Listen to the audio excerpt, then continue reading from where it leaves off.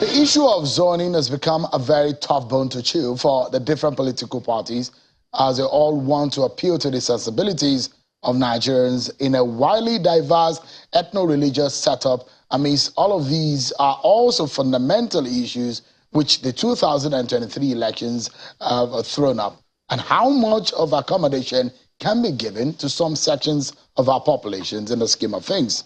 Let's get the views of the Dean of Borno Elders Forum, Professor Khalifa Dikwa. He joins us live from our Maiduguri studio.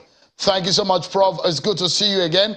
And let's get off with the conversation by, first and foremost, if I may get your view.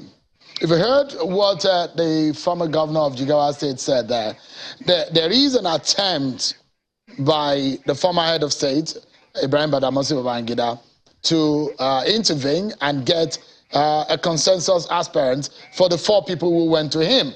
But that has created some controversies. Give us your view on the issue of leadership in Nigeria. It's a very big question. Do you think that that is a major problem that we face today as a people? Good evening, Nigeria. It is actually the ideal thing to do is for elders and wise men to sit together. Actually, that was the original democracy prior to the borrowing of whatever that came without the traditional system, that actually fought the traditional and pushed it and schemed it out. And where we got it wrong by excluding the traditional system, where respect, human being is more important than whatever material is presented. Actually, initially in the past, we used to have elders who will sit down around and get the list of contestants across the parties. All of them, they will screen them. By the time they screen them and they hand them over to the parties, and then they are very sure that whoever wins the ticket, everybody is a winner. That was the original thing. But when it came and it had to do with money, and like I said the other time, that not all money can be clean, and you cannot get it right. You cannot sit on the tail of the devil, as long as with the stolen money somebody can dispatch as many as 20 senior lawyers to go and play semantic gymnastics in court, delaying, adjourning, and so on, and also playing conduit. That is the view of Governor Sule Lamido, who, by the way, is very consistent. He has been in the party PDP. He is not the kind of a politician who will jump from one place to the other. That you cannot take away from him. And that ideally the elders, the great people like IBB and so on, should have been joined by other elders of like minds, who will talk irrespective of the party. They are not partisan.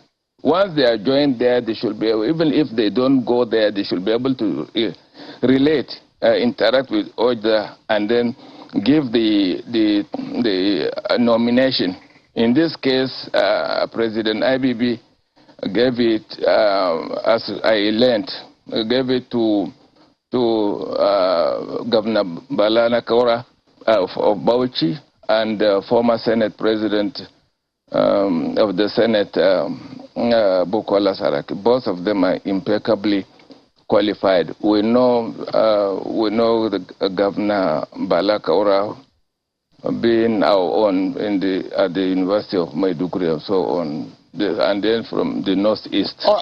Prof, if I may jump in, because the qualities. Yeah, Prof, quickly, if I may jump in and ask. The politicians will agree. Yeah. So the consensus was the consensus idea. Break the calabash. It means that we are likely to go into what President Babangida did in the 90s, when they brought us out from the university, radicals, those of us with the with likely supportive of SDP at that time, were made to lead the NRC at the time. So I was made NRC at the time, NRC chairman. Those who are supportive of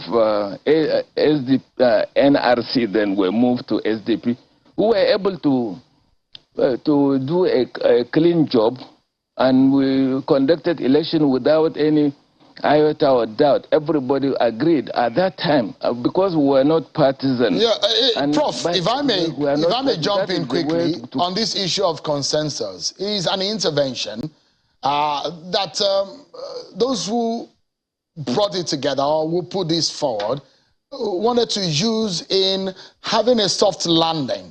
But it does look like it's generating more controversy than they envisage. From your own standpoint, within our democratic practice, how do you think that these can be judiciously administered such that it will achieve the aim? Not 50 naira or 50 kobo. We had it at that time, and naira was about 80 kobo to the dollar or to the pound, and it's the same politicians and so on, or military in politics that allowed the implementation of a foreign institution in order to break the purchasing power of the naira. At that time, there was a prime minister from Denmark who asserted that Nigeria was going to be a developed country in the next 10 years, and that had not come. The table right there on the screen shows the different political parties. Give me your view, Prof, on the cost of nomination forms across the political parties. What are the implications for our democracy? The implication is disastrous. It's not going to be a good thing for our democracy. It is getting more expensive than where this kind of democracy emanated from, because here we do not have the kind of system that will purge itself. Until we purge the system of corruption, the system of materialism that is placing money above human, placing money above the intellect, expertise, that is technocrat and so on, they are all removed from the system, not allowed to run, simply because they could not afford the money. It is going to be a terrible thing. I earlier gave you the example of 1992 with the caretaker. The National Assembly should consider having don't make it a blank thing in the Constitution. We should have it in case the politicians do not agree with one another. If they do not compromise, it is a bad thing for them. The only time that politicians were able to do one thing for the country was in the First Republic, when they created a state, the Midwest state, which used to be Bendel and so on now. And all the local government and so on were created by local governments and states. All of them were created by the military that they love to criticize. They have not created a single local government. So I want politicians to think of this country first. And whatever they do, if it is useful to the national interest, let them do it by fiat. All right. The way Prof, it is there in the discipline. And therefore, expensive thing to pay millions for you to run for this to the state assembly to serve your own state. It is unfortunate. It will reverse our system. It will filibuster the successes that we have so far had as a democratic country. Unfortunately, we've lost a lot of grounds in terms of disconnection in communication with you. But another very sensitive matter in which I would like you to touch on, Prof, is the issue of the place of women and youth ahead of 2023. I think in a long time, this perhaps will be the first time that we are seeing so much of clamor for women participation and also youth inclusion in our politics. But in reality, how do you think that these two sections of the voting population or the general population of Nigeria can be deeply involved. Do you see them really getting involved or being drawn into the process? Listen, it is male chauvinism. It is not even practical to exclude the youth who are digitally connected to the world. It's not like before when we were young, we never had a TV station, we never had internet and so on. But these very young ones, they are connected. They know so many things about the country. They know they can compare what obtains in Nigeria and elsewhere. They can bring home the best practices in other democracies and add them to the Nigerian democracy to beautify it. So it was the first republic that created one. And then the second republic, the constitution, again, it was not the politician that created the post of the Senate president. In America, there is nothing like a Senate president. Only when there is a tie, then the vice president will sit down and break the tie.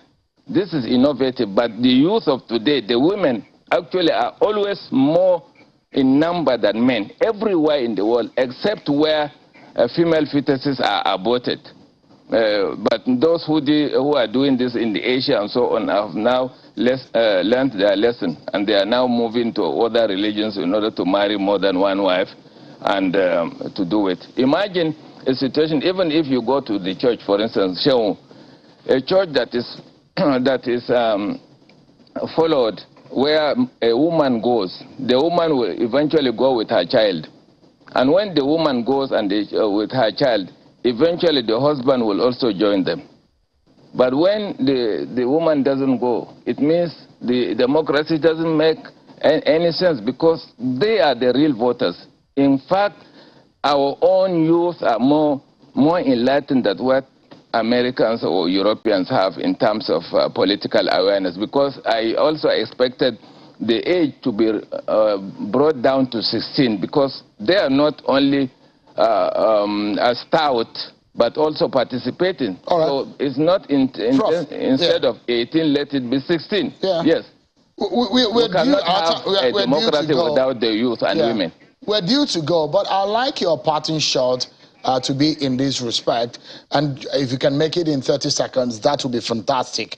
It was one of the questions that I posed to you, but unfortunately, because of the break in that communication, you couldn't hear me.